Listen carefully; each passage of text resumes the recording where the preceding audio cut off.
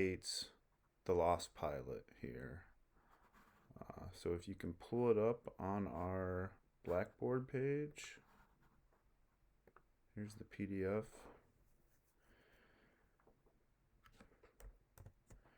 And you see, again, like as we did in the last poem, The Lost Pilot. Think about the title. And then we have the epigraph, For My Father, 1922-1944. So think of that, Tate's father, and this poem's about Tate's father, who was a World War II pilot and was shot down and killed while Tate was still in his mother's belly. So before he was born, his father was killed in the war. Think about this, 22 years old. He never got a chance to meet him or talk to him or anything. And I'm thinking about, let's look at this poem and the type of work it does. Think of the themes of our class and how it relates to that. Here is Tate reading the poem. The Lost Pilot. At the time that I wrote it, I was in the process of becoming older than my father, and since my father's body had not been found, and since I've thought of him as preserved, and I thought of myself as passing him in some way, so I think some of that image transformed in the poem to something else. Your face did not rot like the others. The co-pilot, for example, I saw him yesterday. His face is corn mush. His wife and daughter, the poor, ignorant people, stare as if he will compose soon. He was more wronged than Job. But your face did not rot like the others. It grew hard and dark like ebony. The features progressed in their distinction. If I could cajole you to come back for an evening, down from your compulsive orbiting, I would touch you, read your face as Dallas, your hoodlum gunner, now with the blistered eyes, reads his Braille editions. I would touch your face as a disinterested scholar touches an original page.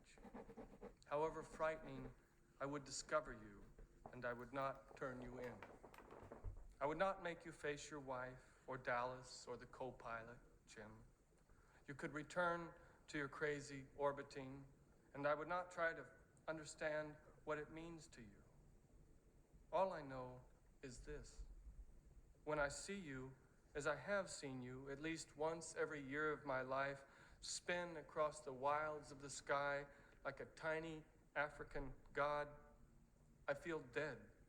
I feel as if I were the residue of a stranger's life, that I should pursue you.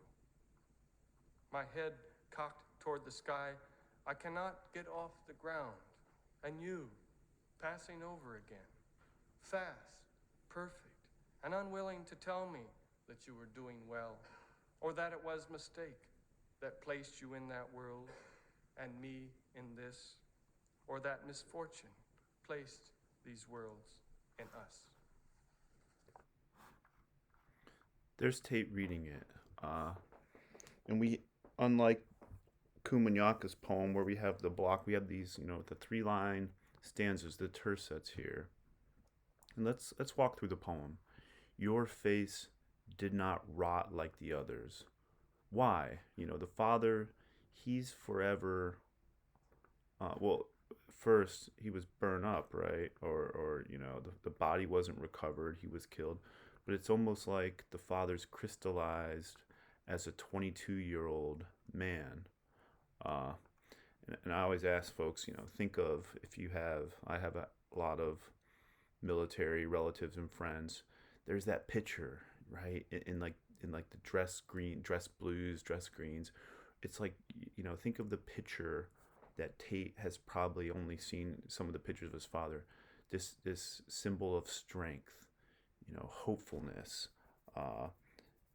Your face did not rot like the others. The co-pilot, for example, I saw him yesterday. His face is corn mush.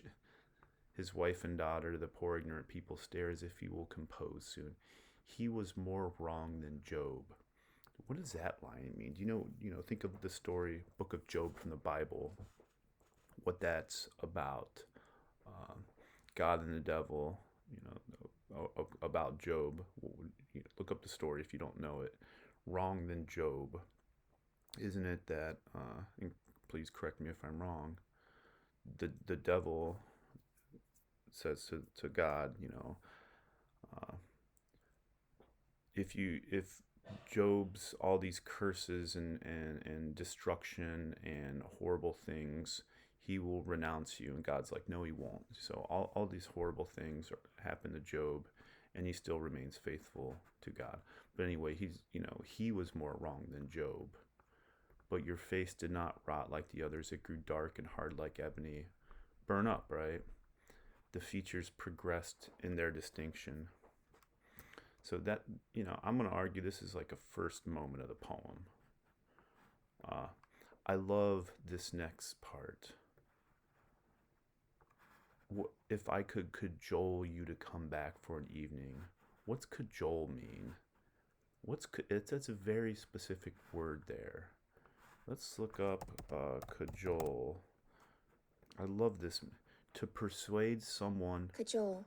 to do something by sustained coaxing or flattery. That's cajole. So the speaker, the lost pilot, the body's never recovered. The pilot's in the air circling. If I could cajole you to come down. I'm not asking for a lot, just to come back from the dead, right? It's not like if I could beg or I would plead or pray, cajole you to come back for an evening. What's an evening? How long does the speaker, the son, want his father to come back at evening? When's evening start? Is it like 6 or 7 to 8 or 9? Because, we get 10, 11, 12. That's night, right? Come back for an evening. I'm not asking for a lot. Just come back for an evening. Down from your compulsive orbiting. I would touch you. He's never touched his father. He doesn't know. He only knows him from photographs and stories of friends and family. Read your face. What does read your face mean?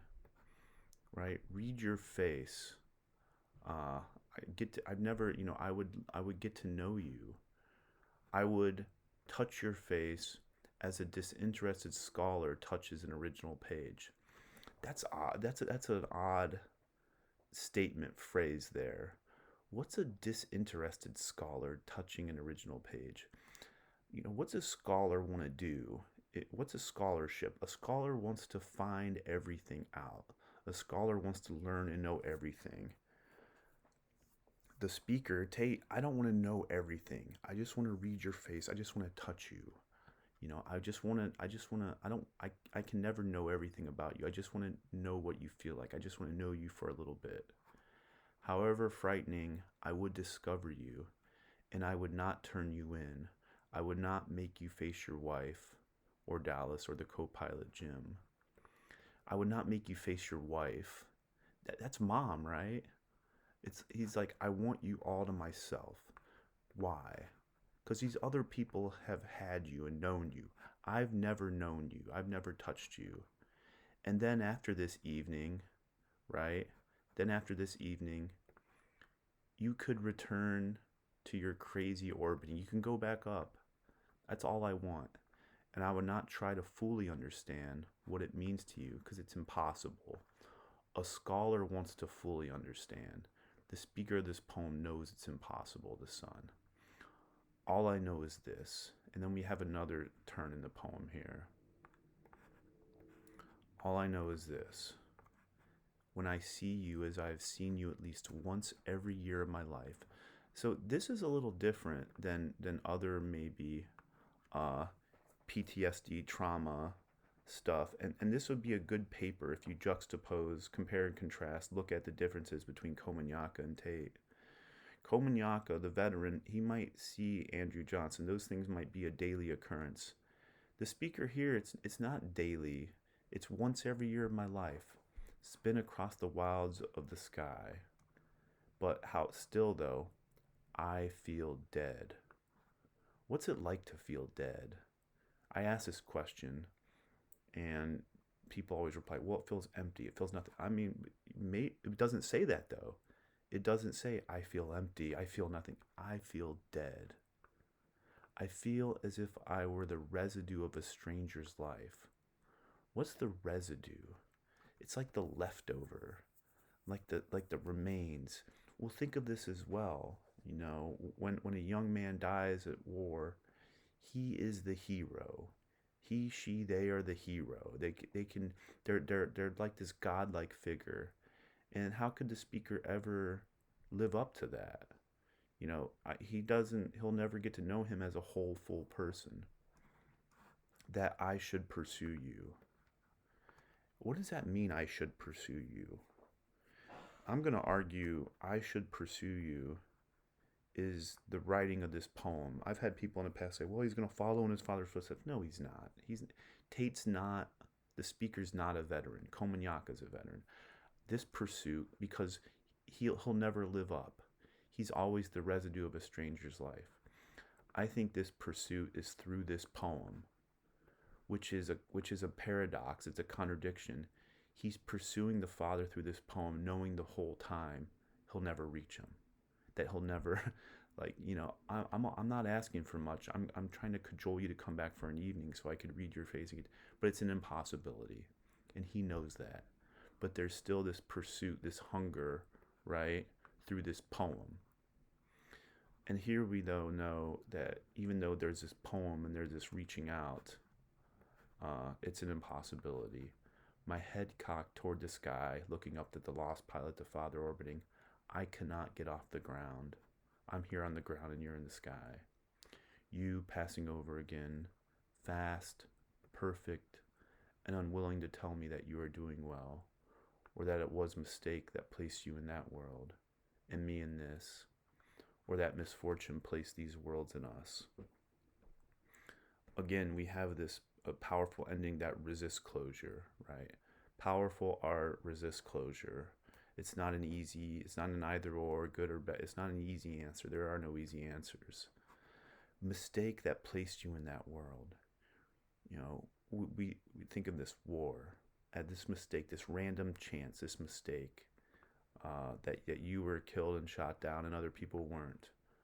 Me in this, we're in different worlds. You're the lost pilot orbiting, and I'm here stuck on the ground writing these poems. Or that misfortune placed these worlds in us. I mean, that this misfortune is here, that this happened. With that said, though, we do have this powerful poem where even though it's an impossibility, there is still the attempt at creation and reaching out and connection.